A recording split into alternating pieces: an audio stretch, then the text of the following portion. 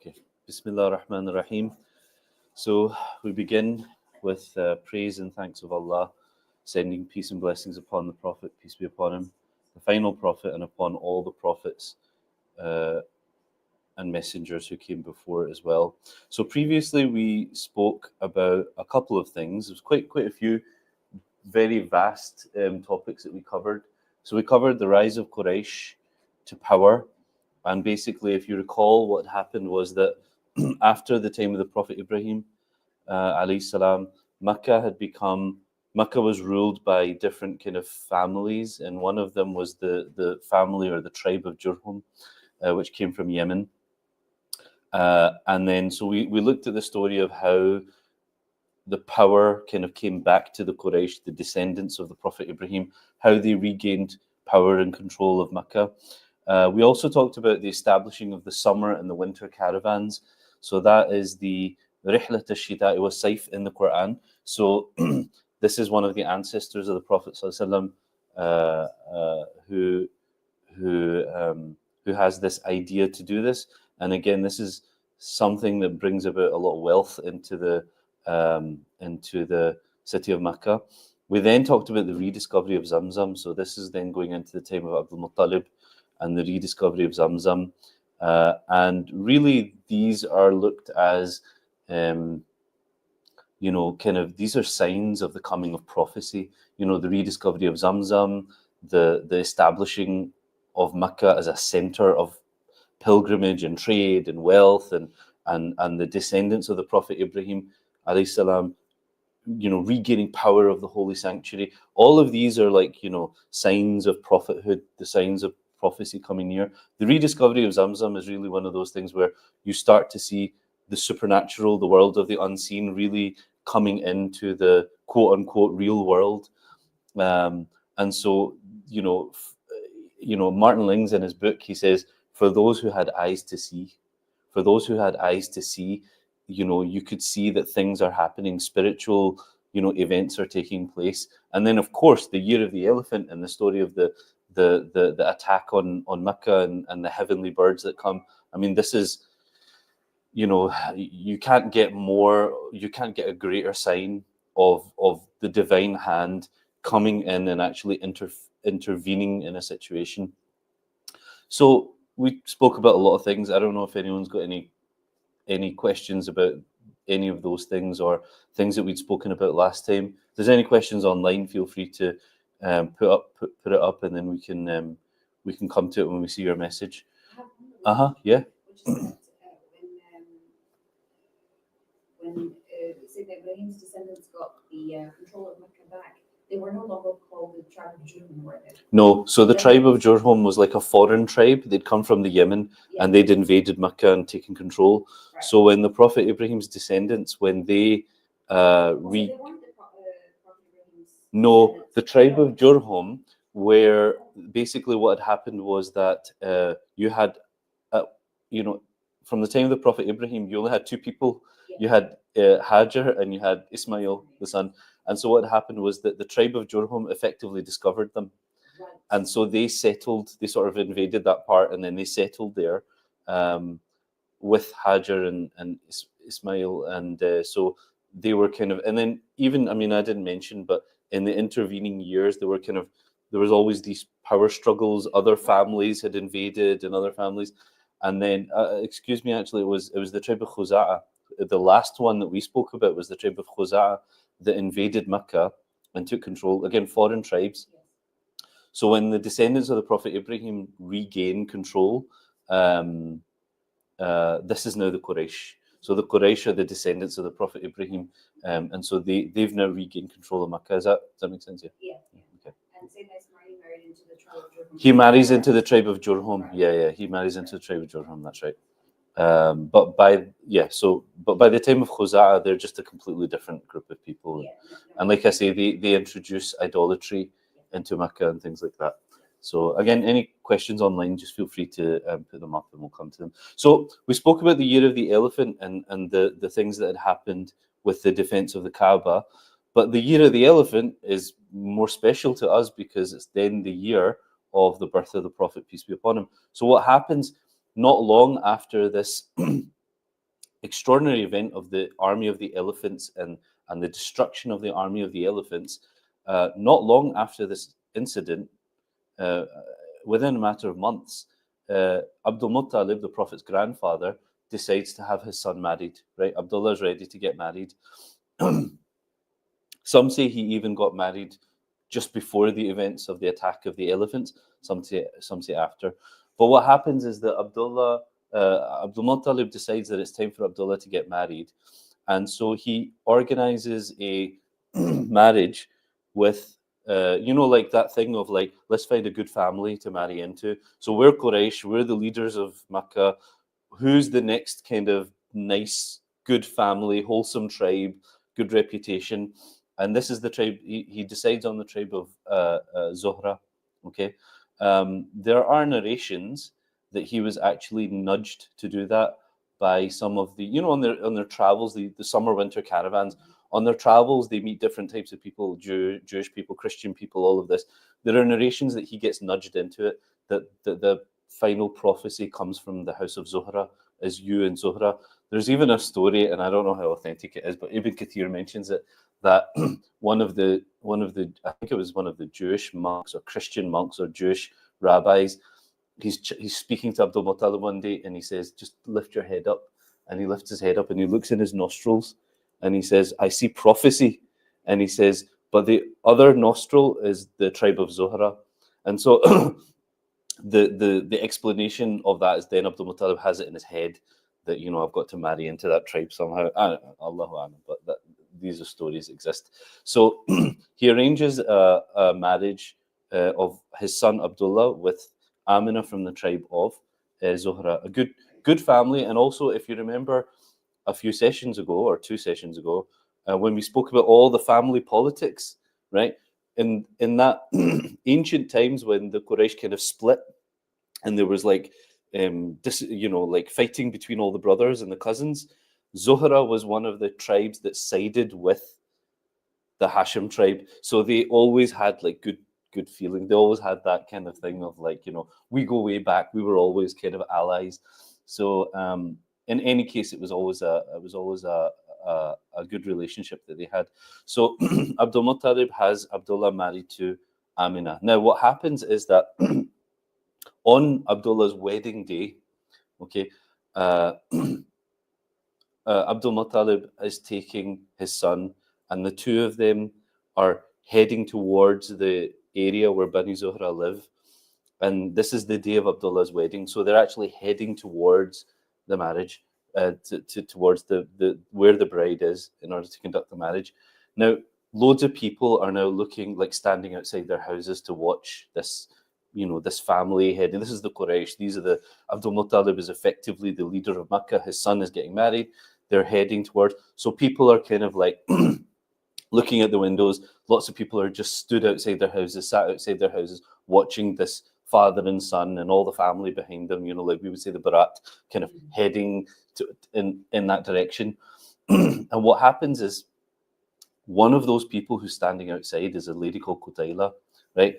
Now, Qutayla is a relative of someone we're going to meet later called Waraka, okay? And Waraka is a Christian scholar, Christian, I was going to say monk, but he's a scholar of the Christian religion. And he has lots and lots of scriptures, old scriptures. And Waraka is one of the people who's convinced that I will live to see the next prophet. It's going to happen. It's, based on his readings, he's convinced that the time of the prophet is close. And so Waraka talks to everybody about this. He talks to his cousin Qutayla. He also has a cousin who we're going to meet later called Khadija, right? So he talks to anybody that he can talk to, he'll talk to about this. And what happens is that, so Qutayla has always been hearing this stuff about, that a prophet is coming, And so she's now watching the father and son go by. And in the son, in Abdullah's face, she sees a light. Right? And she's thinking to herself, based on all the conversations that she's had with Waraka, she's thinking to herself, either he's the prophet or the Prophet will come from him. So, amazingly, she calls out to him. She calls out to him, Abdullah, come here, right? Now, this is, like I say, the father and son heading towards the wedding, right? And in one of the books, it says that the father, Abdul Muttalib, he lets Abdullah's hand go, like, go talk to her, right? So Abdullah goes to talk to her, right? And she says, where are you going? And it's so obvious where he's going that he doesn't think to say, I'm going to get married. He's just like, I'm going with my father. I'm going to Bani Zuhra. And Qutayla says to him, if you marry me right now, you will have the number of camels that were sacrificed for you. Remember, he was sacrificed for 100 camels were sacrificed for him. If you marry me now, I will make sure that you get the number of camels that were sacrificed for you. If you take me now as your wife. Abdullah's like, I'm with my dad, right? And she's like, no, marry me now. Let's do this now. And he's like, I'm with my dad, and I'm not gonna leave my dad. So he goes back.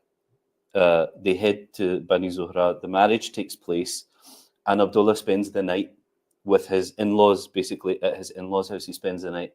The next morning, he is heading back to his own house to get something. And there's Qutayla outside her house again. She's doing something. And he walks past and she doesn't even look at him this time. And it bothers him. It's like, what? Like, I'm still me, And so he goes up to her. It bothers him so much. He goes up to her and he's like, what happened? Yesterday you couldn't resist me. And now, like, what's the deal? And she said, that light I saw in your face, I don't see it today.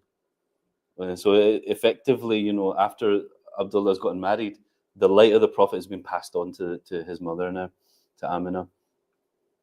So not long after that, what happens is that Abdullah goes on a business trip. As we talked about the summer-winter caravans, they go regularly. So he goes on a business trip to Gaza. Okay, remember we mentioned a couple of times ago, one of the ancestors of the Prophet, Hashim, is buried in Gaza. He goes to Gaza in the same way that his family have always done to conduct business. But this time when he's coming back from Gaza and he's heading back south towards Mecca, he falls ill. And he falls ill in what's now Medina, what then used to be called Yathrib, but what's now Medina. By the time he gets to Medina, he's too ill to travel. And so he's now there, and they send word back to Mecca. Abdullah's not gonna come home. He's gonna be in Yathrib for a while. When he recovers, we'll send him home. And so what happens is that the Prophet's family are basically now waiting. Eventually, Abdul Muttalib decides, let's send some people to go and check on him. So Abdullah's oldest brother, Abdul Muttalib's oldest son, he sends him to go to Harith, his name was. He sends him to go to Medina, check up on your brother, bring him home when he's ready. Harith gets to Medina. When he gets to Medina, they start giving him commiserations and tazia and all of that. So he knows straight away, before he even gets there, he knows that his brother's passed away. So the news reaches Mecca that Abdul Muttalib's favourite son, the one that they sacrificed the camels for, all that stuff, that the son has passed away. So you can imagine the feeling amongst the people, that this was the favourite son, this was the one that, we had our hopes in him, that he was going to be the next leader. All the things that we went through to save his life when he was young, and God has decided to take him at such an early age. So it's a tragedy. And but Amina is, and that picture, by the way, is a picture of old Medina. That's where Abdullah's grave was. That's where Abdullah was buried, the Prophet's father. So when the Prophet went to Medina, we're going to come to this later. He goes and he visits his father's grave. But this is where the grave of the Prophet's father used to be, I think. Now this is all part of the Prophet's mosque. So see, if you go to Masjid Nabawi, this is all part of Masjid Nabawi. It's like somewhere in one of the corners of the mosque, like the huge extensions. It's part of that somewhere. So this is the thing, when you go to Medina, you never know what you're walking over, like you never know what you're passing by, or what piece of land you're going over. But in any case, so that's what happens now. Amina's consolation, she's lost her husband. She's not been married very long. She lost her husband, but her only consolation is this unborn child that she's now carrying. And the narrations on this are numerous narrations as to what she experiences during her pregnancy. One of the ones that comes up over and over and over again is the fact that Amina at various times hears voices. She hears voices. One of the ones that's narrated very frequently is that she hears a voice in which she's told, and I'll just read it exactly as it is, "You are pregnant with the Lord of this nation." Okay, the Lord of this nation, meaning like the Sayyid, the leader, the master of this nation. When he falls to the ground in birth, say, I ask Allah for protection from him, I ask protection from the one God for him, from the evil of every jealous, envious person. You see, jealousy and envy, this is going to come up again and again, like the evil eye, jealousy. As the Prophet's a young boy growing up, this comes up again.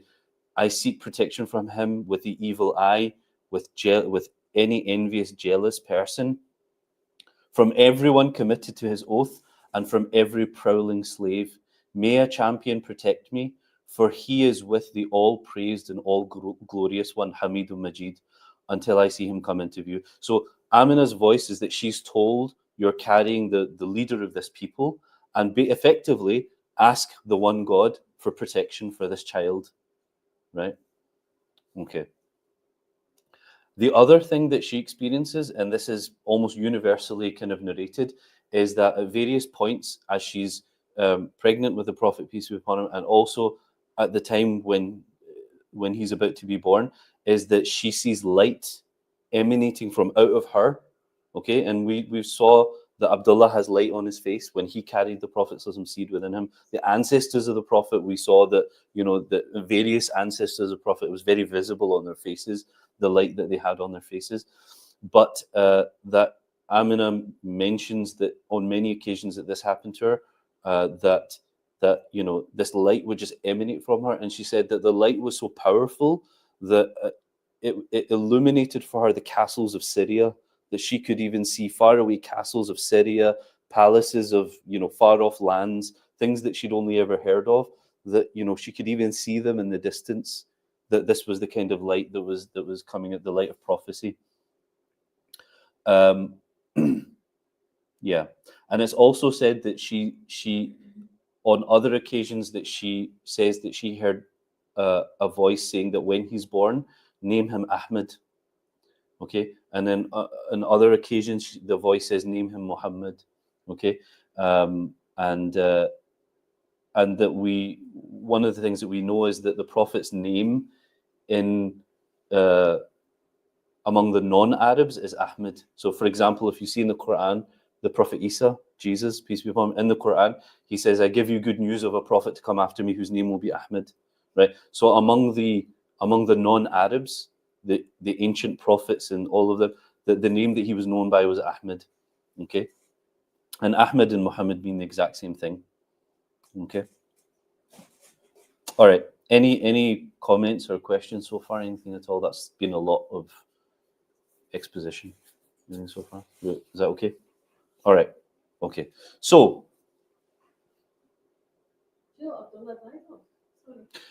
we're not sure, but it's well known that the area of Medina used to be associated with fever and plague. Plague may be the wrong word. There was a fever that was well known, even in the time of the Prophet, peace be upon him, like when the Sahaba moved to Medina, they all get struck down by this fever. We'll come and talk to that one day, inshallah. But Medina was known for it. It was kind of, if you think of sort of a, I don't want to say the word swamp, but like, because Medina was an oasis, Mecca was dry, Medina was an oasis. So there's something associated with like mosquitoes and fever and all of that kind of thing, of like water, and all that sort of thing. Medina was well known for that. I don't know if that's what he died of specifically, but it was known to be a place where people got ill and a lot of people didn't recover. Like if you weren't native to that place, it's gonna, yeah. So the time comes near, and then finally we come to the night that the Prophet, peace be upon him, is born. And the night that he's born, you will find many different legends, stories, narrations about all of these things. I'll mention the ones that are kind of universally accepted, pretty much, and then I'll mention the other kind of legends that are not so much.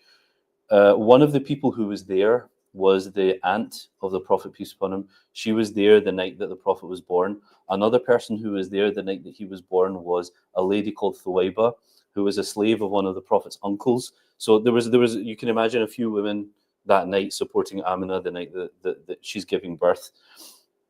One of the people who was there, she said in after years, she said this, I'll read you the quote. "All I could see in the house was light. I looked up and I saw the stars coming so close to me that I thought they were going to fall on top of me." Okay, so again, there's just this thing about light just comes up over and over and over again. And it's interesting that in the Quran, one of the ways that Allah describes the Prophet, he calls him Siraja Munira, Siraj, like a light-giving lamp, you know. So this is just the nature of our Prophet, peace be upon him. So all I could see in the house was light. And again, the same thing I said, that the night that the Prophet was born, again, that the light shines out and that the people could see far distances away, you know, just something was happening in that house. So the Prophet, peace be upon him, was born, and Amina sends word to Abdul Muttalib, the boy's grandfather. Okay, Abdul Muttalib comes to the house, he takes the baby, wraps him up, and he takes him straight to the Kaaba. Okay, he takes him straight to the Kaaba, and at the Kaaba, he offers a prayer of protection for this child.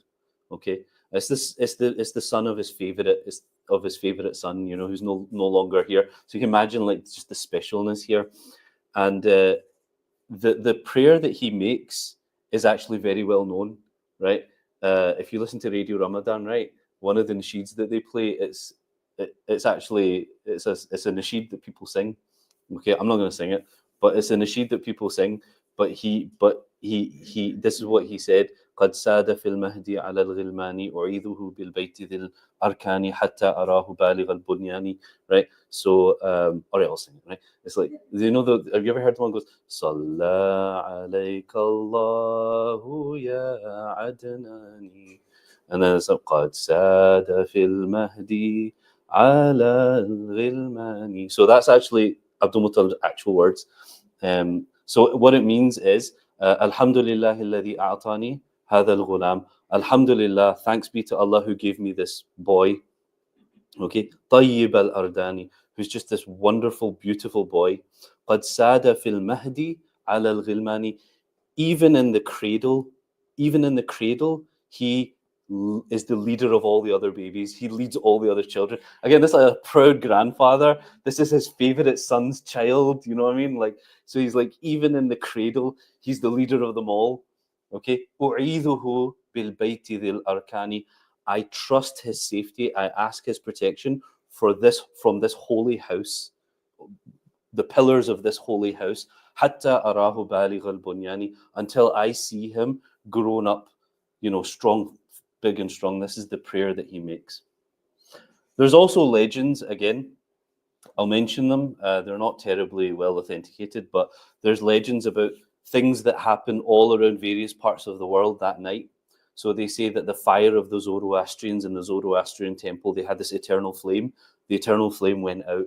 They say that the palaces of the Khusro in Persia, that one of the balconies collapses. They say also that night in Mecca that many of the idols collapsed the night that he was born, sallallahu alaihi wasallam. Okay. This graphic here, by the way, this is the place where the Prophet was born. Okay, so if you go now, it's a library. It's just the most random little building, and it's by itself. There's nothing there around about it. It's just sort of, and you think, why would you put a library here? There's like no hotels nearby. There's nothing, you know, what's it doing there? But it's there to mark the place that the Prophet, peace be upon him, was born. So there's Safa and Marwa. So if you were, for example, doing your sa'i, and you just come out the Marwa gate, you can actually just see it straight ahead of you. It's right there. but that's the location that he's born in, sallallahu alaihi wasallam. Now, Abu Lahab, right? Very interesting, right? Abu Lahab, who is going to become one of the Prophet's worst enemies, the only enemy of the Prophet named in the Quran, right? The night that the Prophet is born, because again, Abu Lahab's his uncle, right? Abdullah was his brother. This is like his dead brother's son. This is like everybody's celebrating this, kind of wonderful thing. Abu Lahab that night, his slave was the woman who was in the house when she was born. She comes and gives him the good news that it's a boy, you've had a nephew. He frees her that night, okay, and it's said that that Abu Lahab's punishment in hellfire every Monday is always reduced slightly because he freed someone the night the Prophet was born. Like he celebrated, he was happy at the birth of the Prophet, peace be upon him. So that night, every Monday, his punishment is lessened somewhat. And the name of that slave is Thuwaiba. Okay, so Thuwaiba, Indian Pakistani people, they pronounce it Sobia, but the Arabic is Thuwaiba, right? So if you know somebody called Sobia, that's who she's named after. And she's actually one of the people who will eventually be one of the milk mothers of the Prophet, peace be upon him as well, Thuwaiba. Very important person. Okay, any questions or thoughts about that? Is that okay? All right. Okay. So now that the Prophet, peace be upon him, is born, they say that about a few days later, Abdul Muttalib announces his name as Muhammad, and people were kind of like, why that name? Because it's not a common name. In fact, the books of Sirah, they list about 3 people or a handful of people who actually had the name Muhammad. Very, very rare name. And Muhammad means the one who is praised. Okay, the one who is praised. Okay, and when people asked him, what's up with that name, and he said, I want. Abdul Muttalib says, I want him to be praised by all the people of the heavens and the earth, and that's what ends up happening, right? So, so now the Prophet, peace on him, is just this a few days old, small child, okay, and what happens is every so often, families from the desert, from like desert families, right, come to Mecca and they adopt children and they take the children back to live with them in the desert for a little while. And what I'm going to do is I'm actually going to read something to you because this particular author, the way that he puts it is just I can't kind of, he just says it so beautifully, because what used to happen is that the tribes of Mecca, they actually would they made an effort to have their sons go and grow up in the desert. They didn't want their sons to grow up in the city. They wanted them to go out and grow up in the desert. So these desert families come, and effectively it's like the rich Meccan families, they'll like just pay you to take their child. Just like, I'll pay you a wage, right? Or not a wage, but there's a favor, there's like a transaction here. We're not really family, we'll do each other favors. I'll give you money and things for his upkeep, but please go take him into the desert and raise him, and then when he's a strong lad, bring him back to us, that kind of thing. But why they used to do that, I'd like to read it to you, because he just does it in a really beautiful way. He explains it. So he says, he talks about the fact that like the benefits of living out in the countryside, you get fresh air, right? Then he says it was not only the desert's fresh air that they wished their sons to imbibe, that was for their body, but the desert also had its bounty for souls. Quraysh had only recently taken to the sedentary life. Until Qusay had told them to build houses, they had been more or less nomadic.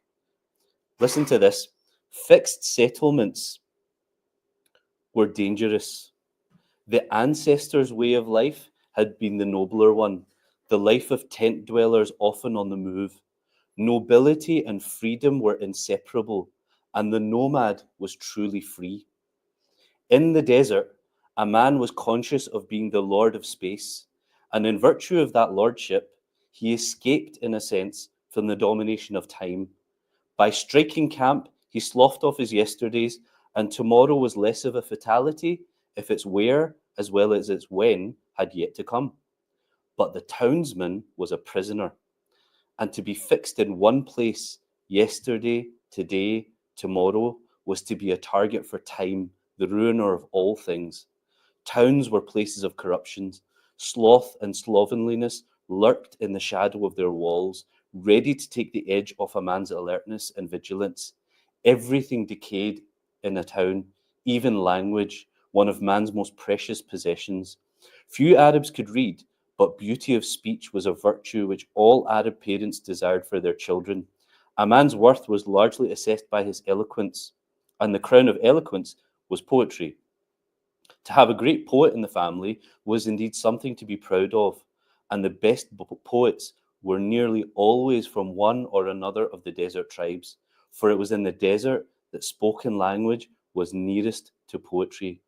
So the bond with the desert had to be renewed in every generation. Fresh air for the breast, pure Arabic from the tongue, freedom from the soul. It's just such a beautiful way of explaining why it is. It's just good for you, and every part of you is good for you.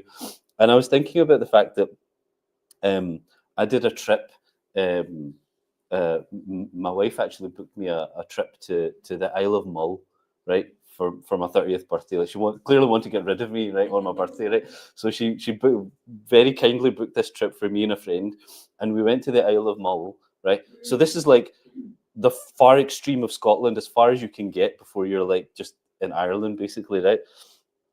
And like, you know, we're just, as we're driving down these kind of small island country roads, and we're just like amazed at like how beautiful it is. Like, you just, every direction you look in, it's just absolutely stunning. And then you're like, the people that live here must be so healthy, because like, you know, they just get all this fresh air, and they get all this, and they work hard, and they chop wood, and you know, all this, like all of that. And then see what he said about language. So we got to the Airbnb, right? And this lady comes out, and she's like, you know, like, okay, so this is your room, and blah, blah, blah, blah, blah. And then, like, we started to notice that she was using certain words that we just don't use anymore, you know? So she was like, if you need more wood for the fire, she said, just call grandfather. Grandfather will bring it for you. And I was like, nobody says that, you know, like, and she's like, oh, there's grandfather there. Grandfather, these people, you know, it's like, it's her dad, but she was, you know, but it's like an old way of speaking that we don't, you know, we don't really do that anymore, you know.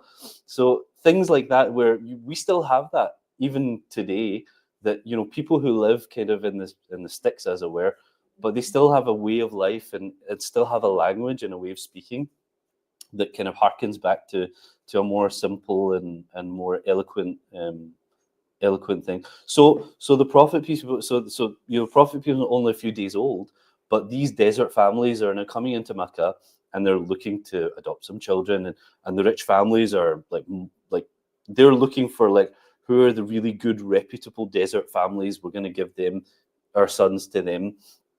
And so, you know, Amina, however, is struggling to find a desert family. I don't know if anybody can think why.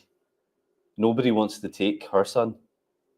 Because he doesn't have a dad. Yeah, he's an orphan, right? Not going to get much for an orphan, right? So she struggles to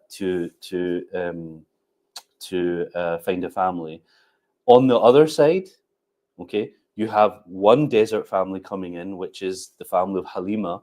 They're a desert family from way out, and they're struggling to find a child because they're extremely poor. Okay, I mean, desert families are not going to be as rich as Makkah families, but still, you know, like, you know, but Halima's family is like, this is the poorest of the poor, so nobody really wants to give their child to Halima. And the other thing about Halima, and this is going to become important later, Halima is incredibly malnourished. And if you're going to give your child to someone and you're like, I don't like the look of you, you look really malnourished, okay? And again, see, when it comes to even things like, because one of the things that was really important to families in Arabia in this tradition was the tradition of like the milk, feeding milk, you know, breastfeeding, and the passing on of something through the milk. Like, this was really important to them. You passed on a lot through milk. This is why the milk mother and the milk brother and the milk sister, I mean, it was as close as blood family, because they believed that you were passing on something spiritual, you know, in feeding through milk. And Halima was dry. I don't know what the right word is, but she wasn't. She couldn't feed because she was so malnourished. She couldn't feed, and so this was one of the other things. They weren't, you know, they. So she was struggling to find a child, and Amina was struggling. It's like, you know, it's like almost like a movie. You know, it's like, you know, you know, like they're looking, and then eventually they find each other. You know, but they find each other, and Halima's husband is like, you know, he's not got a dad, you know, he's an orphan. He's got a grandfather, Abdul Muttalib, who's kind of influential, but I mean, let's face it, how long does that guy have left to live? Look at him, you know, he's not got much to go, right? So we're not really gonna, this isn't gonna create a good situation in terms of like, we don't have a good family connection here. It's an orphan, you know. So the husband's kind of like, are you sure you want to do this? You know, but Halima, and it's amazing what Halima says. She says, look, you know, we're doing her a favor, you know, because Amina couldn't find anyone. Halima's like, look, maybe by doing a good deed, we'll get some blessing from doing a good deed. Little do they know, you know, what they were going to get. But she's like, you know, maybe if we do them a favor, it'll you know, a good deed for us. So she takes him, and in the books it says she takes him, and the first thing she does is she brings him close to feed him. And she says, as soon as she brings him close to feed him, all of a sudden she's producing milk. All of a sudden she's producing milk. And she feeds and she feeds and she feeds. And you know, baby Muhammad is now full, and she kind of hands him off. And she also has her own son. She picks him up because she's like, oh my God, this is happening. She picks him up and she feeds him, and he feeds and feeds and feeds till he's full as well. Okay.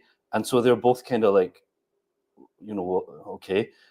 And now they get on their little donkey and they start heading out of Makkah, and they start heading back to their own thing. And now all of a sudden their donkey is going quicker than everybody else's, right? And like the other kind of desert families that are kind of traveling with them are kind of like watching this donkey kind of go by, and they're shouting and they're going, is that the same donkey that you had when you were coming in? Because it's like, I don't think that's the same one. And she's like, by God, it's the same one. Okay. And then they get back to their home. This is it, by the way. This is Halima's home in the desert, right? They get back to their little home, and all of a sudden now their donkey and their little goat is producing milk, right? And so all of a sudden, all the little calves and things are now able to drink and all of that. And the sort of the neighbors are like, are you sure that's the same animals? Like, did you buy new animals in Makkah? Where would I buy new animals in Makkah? I can't afford that. So then they start telling their little shepherd boys, they're like, watch where do their animals go to graze for grass? Follow them, and you like do the same thing, right? But it's not, there's no explanation for it. There's no explanation for it. For some reason now, Halima's animals are now like full of milk and getting fat and all of that kind of thing. The children are like well fed. They said that, you know, all of a sudden when they're eating, after they brought the Prophet back home, whenever they sat down to have a meal, even though they had very little food, somehow it was like enough for them, right? So, and like I say, there's just no explanation for this. There is an explanation for it, but they can't kind of, although Halima's husband does eventually turn around and go, this is some blessing that we've lucked out here. I mean, what sort of blessing have we experienced here? Okay. Now, at 2 years old, he's now 2 years old. The Prophet, peace be upon him, is now 2 years old. And Halima says he was bigger. He was like much, much bigger than any 2-year-old. Because, as I said, Halima had a son who was kind of roughly the same age as well. So she's like, well, he's a lot bigger than him, right? So at 2 years old, you know, every so often you'll take the child back to meet his mother and, you know, be with his family. So she takes him back to Amina at 2 years old. And she just talks about, like, ever since I've brought him home, all this amazing stuff and all of that and all of that. And Amina knows what's going on because she's heard the voices. She's seen the light. She knows what this is. Okay. And so Amina's kind of like, you know, yep. And Halima says, you know, I think you should let him come back with me again. You know, I think he needs a couple more years in the desert. You know, he's not quite fully baked yet. You know, he needs a bit more time. Let me take him back. And again, in the books, it actually says, she's like, Amina knew exactly why she was saying that, right? And she's like, yeah, that's fine. You know, like go for it. And so she brings him back again. But this time when she brings him back, okay, less than a year maybe goes by. The Prophet, peace be upon him, is now 3 or 4 years old. And what happens is that the kids are out playing. And what happens is the Halima's actual son runs into the house and she says, somebody's killed him. Somebody's killed him. They've killed him. Okay, so Halima and Halima run out and they find the Prophet, peace be upon him, this little 3-year-old, and he's just standing there and he's pale, like he's just clearly gone through some trauma here. And they take him and they're like, what happened? What's going on? Okay, and he won't speak. Okay, and then they ask the brother what happened, and the brother kind of says, this is what I saw. And they're like, well, that's clearly rubbish, right? What happened, right? And eventually he says what happened to him. And they're kind of like comparing the stories, and they're like, how come they're both saying the same thing? You know, like what is going on? And what he says is two men came, approached me, they lay me down, they cut open my chest, they took out my heart, and they took away something, a little black dot. Okay. Now, as an adult, the Prophet ﷺ explains in more detail what he remembers, what he experienced, and he says that these two men came, and that he even recalls some of the things that they said to each other in terms of, is that him? That's him. This is the one. Da, da, da. And then they opened up his chest, and he said they had a basin of gold, and it was filled with snow and ice water. Okay, I don't know much. Maybe you'll know more about this, but apparently gold is a very clean metal. Like if you want to do open heart surgery, like it doesn't have many toxins in it or something like that. So apparently it sort of checks out in terms of modern day kind of, I don't know, medical people can. But this is what I've heard, that gold is actually very free of impurities and all of that kind of thing. And likewise, like ice water and all of that helps to slow down the decay of the flesh. So if you were to take, is that right? That's what you're doing transplants. Yeah, Well. you keep it cold, right? So the fact that they say that it was a dish of gold, and the Prophet peace be upon him said it was ice water, snow, they took out his heart, they put it in there, and then he said that they removed a black dot from the heart, and one of the men said, this is the shaitan's portion, and he just flicked it away. So whatever the portion, shaitan's portion of each and every single one of our hearts, that was removed from the Prophet peace be upon him as a toddler. And then they put it back in, all of that. And then so the Halima and her husband start to examine the Prophet's body. And what they find is a birthmark, which he's always had this birthmark, but they also do find a scar. And what's interesting is when the Prophet, peace be upon him, was an adult, and he had this kind of boy that used to live in his house and kind of help out with the chores called Anas. Anas used to say, I saw the scar on the Prophet's chest and his back. I saw the scar, and I saw that his birthmark was almost like a seal where the scar ended. But yeah, so for us, that's obviously the angels, and the purification of the Prophet's heart to prepare him for what's going to come, but also to make sure that he grows up, as we'll see, that he grows up in a kind of protected, because it's necessary. It's going to be necessary. The Prophet peace be upon him has to grow up completely free of any blemish or blame. Like nobody can turn around and say, I knew you when you were a kid, right? You were a so and so, right? Nobody can, like, this is one of the things about prophets, and this is all prophets have this quality. It's called isma, right? We actually in our belief system, we have qualities that every prophet must by necessity have. One of them is isma, right? Isma is like there's nobody can say a bad word about that person. Nobody can say, I knew you as a kid and you were like this, or I knew you in your past life, right? And da, da, da, da, da. And like, right, I know who you really are, right? That kind of thing, because it undermines the authority of a prophet. Okay, so one of the wisdoms of his heart being cleaned at such an early age is that he's now going to grow up completely pure of any of that. Nobody can ever say a bad thing about him, Nobody can ever say, I saw you once do blah, blah, blah, because whatever that shaitan's portion of his heart was is gone. And the Prophet explained it by saying that every single child who is ever born, the shaitan touches them. The shaitan touches every single child that's ever born. The shaitan touches them. Some say that's the reason why babies cry when they're born. I don't know, but they say that the Prophet said that the shaitan touches every child that's born, except there was only 2 people that were not touched by shaitan at the point of birth. Do we know who they are, by any chance? Any guesses? Good guess, but no. Because the Prophet was, because they removed that law. No. He said every child of Adam is touched when they're born, except for Jesus and his mother. Jesus, Prophet Isa alayhi salam, was not touched by the shaitan, and neither was Maryam. And see, if you read, we don't have time to go into it, read Surah Ali Imran, the first part of Surah Ali Imran, the story of how Maryam is born, and then later on the story of how Isa is born. It'll make sense when you read that first part of Surah Ali Imran. But the Prophet said Jesus and his mother, Maryam, are the only 2 people who were not afflicted by that.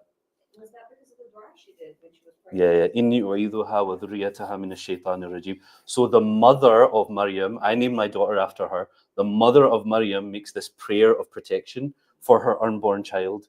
And then when it's born, it's Maryam, it's a girl. And she says, Lord, I give birth to a girl, you know.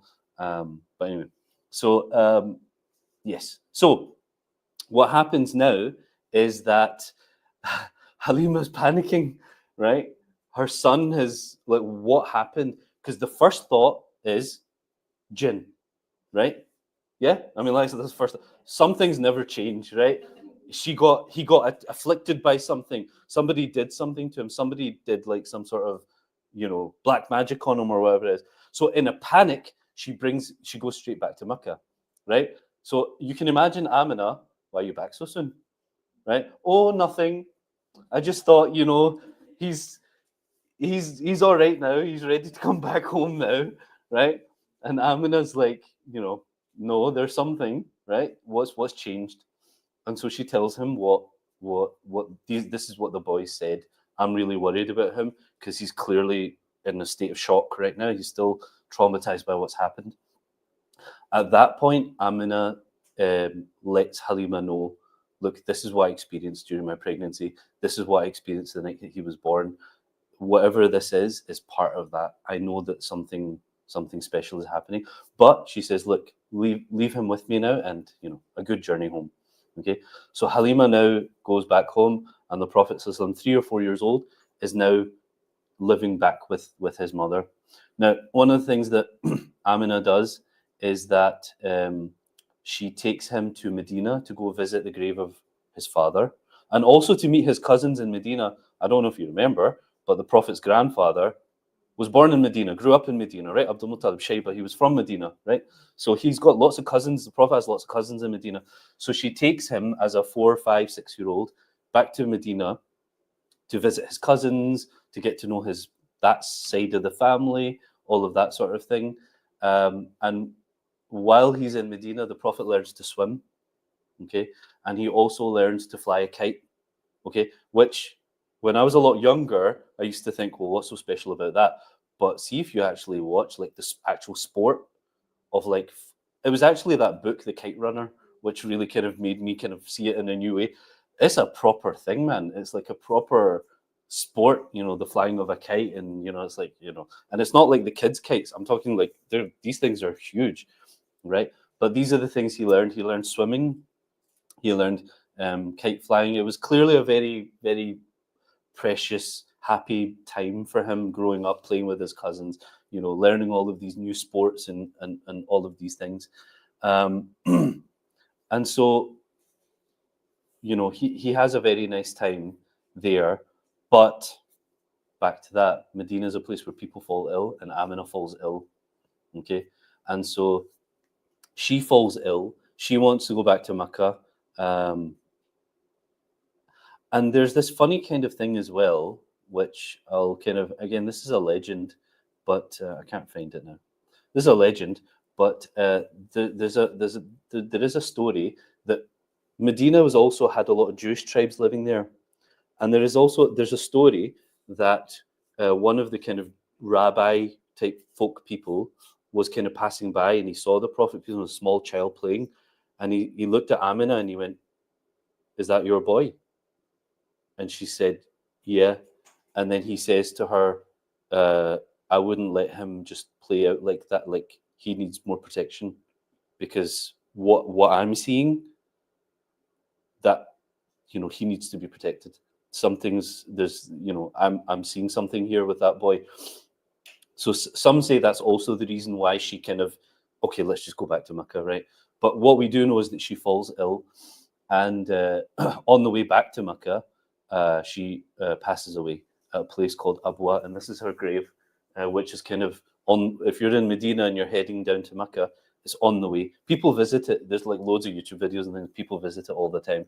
But this is the grave of the Prophet's mother, and we know as an adult, there's actually hadith narrations of the Prophet, peace be upon him, would go and visit his mother's grave as well.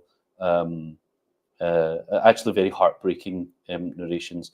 But now you have this 6-year-old boy who's now lost his mother as well, and so by the time he gets back to Mecca, Abdul Muttalib, the grandfather, now takes full care of him, and it says gives him a lot of honor. This is the grandfather. It's like his favorite son, his favorite son's child. His favorite son's no longer with him, so it's like a memory of his son, right? And now the boy's also lost his mother, and so you can imagine, he really kept him close. This boy was like really special to Abdul Muttalib, to the point that they said that he just didn't let him out of his sight. He just didn't let him out of his sight. And they said that, Abdul Muttalib being a sort of tribal chief, there were certain kind of things that you respect the chiefs. Like, nobody sits in the chief's chair, for example. That's the chief's chair. Nobody sits there, But this little 6-year-old boy would go and sit in the chair, and everybody would be like, "Get off," right? And Abdul Muttalib would, "No, let him go." And people would be like, "What, really?" Like, if it was any other kid, he would have been like, "Get off my chair," right? Show some respect. But when it was that boy, it was like, just let him be, right? And he always used to say the same thing, Abdul Muttalib. He always used to say, "Let him be, because he has a great future ahead of him." Always. That was always the thing. Let him be, because he has a great, great future ahead of him. Okay. So he's there with Abdul Muttalib, and Abdul Muttalib lives another 2 years. And so at the age of 8, the Prophet, peace be upon him, was 8. Abdul Muttalib also passes away. But before he passes away, he leaves the Prophet, peace be upon him, in the care of Abu Talib. Why Abu Talib? Because Abdul Muttalib had, as we remember, if you remember, he had 10 sons. Abdullah was the youngest. He had 10 sons, but they were not all from the same wife, right? He had multiple wives and 10 sons. Abu Talib and Abdullah were full brothers, so they had the same mother. So that's why, right? So the Prophet has many uncles, right? Like Abu Lahab was an uncle. Abu Lahab was from a different mother, right? Hamza was another uncle. I forgot to mention Hamza. Hamza was another uncle. He was from a different mother, like different wife of Abdul Muttalib. But Abu Talib and Abdullah were full brothers. So in terms of like closeness of family, that was like the closest uncle that he had. I forgot to mention, they actually mention in the books of Sirah that as the Prophet peace be upon him was growing up, he had two, technically, he was aunt and uncle. Hamza and Safiya were his aunt and uncle, but they were the same age, so they were like cousins. I literally have that in my family. I have a cousin who I call a cousin, even though he's my uncle, and then like you get to like 10 years old and then you're like, wait a minute, something's not right. We've been lied to our whole lives, because we're not cousins, right? But they actually make a point of mentioning that growing up, the Prophet's closest friends were his cousin uncle Hamza and his auntie cousin Safiya. Okay, because this is going to play a huge part in later life. The three of them were like a little trio, that used to play. But So Abu Talib now cares for the Prophet, peace be upon him, and again they say the same thing. Abu Talib did not let him out of his sight, and the Prophet, peace be upon him, as an adult, the Prophet used to say that Abu Talib would have rather have let his own children go hungry rather than me. Like he would always make sure that I was fed and all of that first before anybody else in the house. Like Abu Talib. And again, you know, you just think of the trauma that this child has been through, and you just think, of course, Abu Talib would do that. The boy's been through enough. So of course he's gonna. I'm not gonna say spoil him, but he's gonna. He's just gonna. Uh, yeah, like just everything that this poor wee boy's been through. He's just gonna. Everybody's just gonna be like so. Um, uh, uh, careful to take care of him and make sure he's okay. But they do say that Abu Talib, again, that same thing with Halima, that when the Prophet, peace be upon him, would sit and eat with him as a family, there was always enough food. But if he wasn't there for whatever reason, there was never enough food. It's just like this amazing thing that's what in Arabic, that's what we call barakah, right? So like the definition of barakah, in terms of like the Arabic meaning of that word, when we say something has a lot of barakah in it, that's literally what you mean. It's like just this thing that just continues to give blessing and benefit. It's just might be not that much, but it just continues to, the gift that never stops giving type idea. Okay, right. Okay. I think probably it'll be good to stop there. I actually had more, but I think it'll be good to stop there. But before we do, I'm just going to finish with something, which is, if you'll permit me, which is a little poem, because we covered today in terms of the life of the Prophet, peace be upon him, the fact that he was born.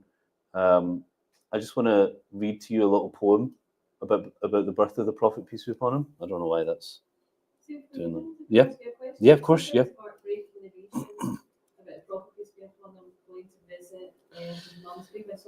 Yeah, yeah. So it kind of it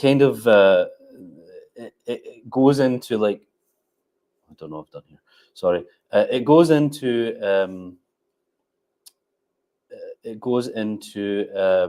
the question of, which is like not very nice, but the question of the Prophet, peace be upon his parents, and whether they count as, are they in Jannah, are they not in Jannah, all that kind of thing that people do. There's narrations of the Prophet, peace be upon him, that that he took some people with him, and that he goes and that he tells his companions, stay there, and then he goes off into the distance, and then he comes back and he's in tears, and they say to him, what's happened, and he says, I just went to go visit the grave of my mother, and I prayed to God. I prayed to God to be able to ask forgiveness for her, and God didn't allow me that, and that's what made him cry so much. So there are narrations about that, but we're hesitant to talk about that because that's a narration that exists, right? But then we also know, in terms of our belief, that people who are not sent a prophet, or people who were not delivered the message, that they're not accountable for that. So it's like a conflict, like, so I only mentioned it to just mention the idea that he did visit his mother's grave, but I think it was just good to clarify, because I yeah. wondered if you'd meant by narrations, if there was things that the way he was. Yeah. Yeah. No, there's narrations. Yeah. Yeah, because it conflicts with our kind of some tenets of our belief. But what it does is that it illustrates this idea that the Prophet, peace be upon him, did visit his parents' graves, and there's narrations as well about visiting his father's grave when in Medina as well, and things, and shedding tears over that. But again, shedding tears over the loss of his parents, right?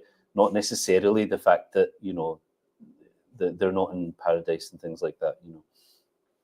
Anything else before we close out? I mean, the Prophet's childhood was So- full of luxury. yeah. It almost sounds like a child in care. Yeah. Passed from one Yeah. care to the next. Yeah.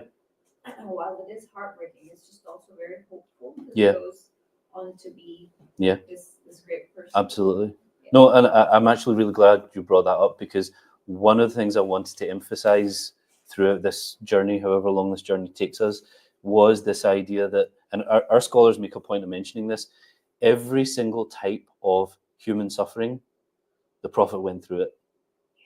Every single type of human suffering, like you'll see that as we go along. And actually, I'm glad, because that was an oversight. I wanted, that's something I would have wanted to point out, that, you know, like growing up in care, being fostered, losing your parents, all of these traumas, like the Prophet experienced all of those traumas. And like one of the wisdoms that our scholars talk about is that any type of suffering you'll ever go through in your life, anything at all, like whatever you can think of, you will be able to link up with the Prophet in that type of suffering, you know. So like, you know, I mean, he's constantly breaking attachments, constantly. every single type of human suffering, yeah. And that separation from first his birth mother and then his milk mother. That, Yeah. I mean, Birth mother, I think milk people would mother. say that's an indicator of somebody's going to become Yeah. a drug addict. Yeah, exactly. Yeah, exactly. Yeah, that all of that leads to negative outcomes and all that sort of thing. Yeah, absolutely. No, yeah, it's a really, really important point. Yeah. Anything else? Okay. Right. Yes, Yeah. well, No, it's okay. If next time we could Uh-huh. have the names of all the 10 sons, sorry. And that's Yeah. Okay. I'll make a note of that. Yeah, I'll make a note of that. Okay. So this is a poem about the birth of the Prophet, peace be upon him, since we've talked about it today, and this is by one of my favorite kind of scholars. He wrote this poem about the birth of the Prophet. So it goes like this. Now lend your ears unto a tale, how righteousness came to prevail, like sunshine's fingers on the dale, as nightingales at dawn sang hail. The man of praise, Ahmed Muhammad, the man of praise, in glory days, with triumphs did the land amaze. Be glad, my brothers, and all raise your blessings to his name and praise. Old Abraham, as God's true friend, did wife and son to him commend. Through Zamzam God did both defend, and on them both did mercy send. The sage's seed dwelt midst the weeds of Jurham's vain and heathen deeds, but God kept clean that string of beads, the prophet's kin no idols heed. God brought that line of shining light to Aminah one golden night. She saw her husband's brow shine bright. My noble spouse, what is this sight? A mystery from Adam's time, a blessing from the Lord divine, a miracle, a grace, a sign. Within you, blessed spouse, will shine. For 9 full moons that desert girl, an oyster was prizing that pearl. Above her brow the planets whirl, a rose whose fragrance shall unfurl. Sweet Amina's hour then grew near, with Ahmed beauty without peer, with many portents far and near, resplendent light soon did appear. Give welcome to this chosen one, O welcome, welcome, blessed one. For earthly spheres you are the sun, the race of men delight has won. O welcome now, O well-blessed guide, the gates of paradise stand wide, the roses blow on every side, the demons flee, their faces hide. The angels round the Kaaba bowed, they circled and announced aloud, today the pledge that God once vowed of Ishmael's children is avowed. The cornerstone is put in place, God's ancient promises of grace, the elder son and heir in place, but neither son has lost the race. So brethren, lovers who aspire for God to raise you from the mire of pagan thoughts and false desire, and set your hopes on what is higher, desire, deny, this world endure, remember now the prophet pure, whose path protects from sin's allure, whose intercession is our cure. Beautiful poem about the birth of the Prophet, peace be upon him.